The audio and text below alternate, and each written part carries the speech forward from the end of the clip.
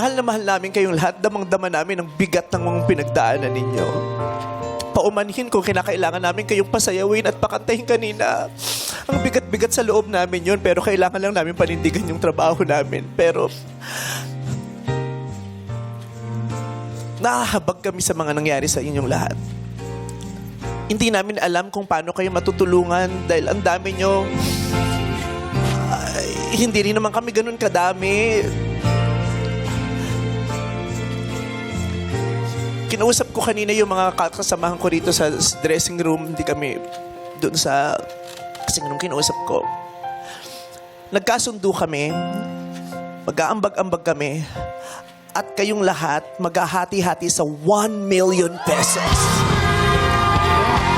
Bukod kay Dishang, magbibigay kami, kaming mga host ng additional 1 million pesos, maghahati-hatian ninyong lahat.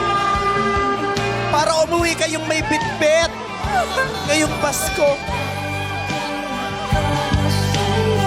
Sa amin yun, kami ang maghahati-hati.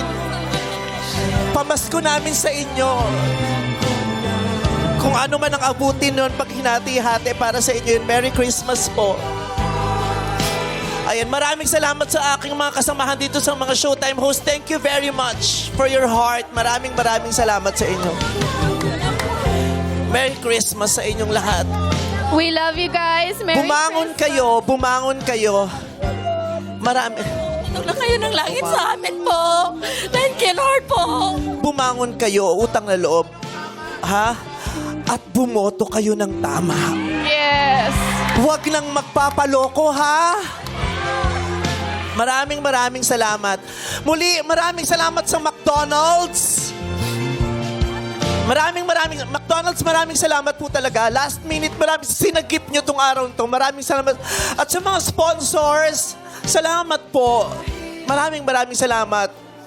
Sana may mga tumulong pa sa programa to kasi hindi para sa amin, kundi para sa madlang people na pwede naming tulayan ng pag-asang. Maraming salamat po. So, ang iuwi mo, 1,035,000 pesos. Tapos kayo, bukod dun sa napanalunan nyo sa elimination, maghahati-hati kayo sa 1 million.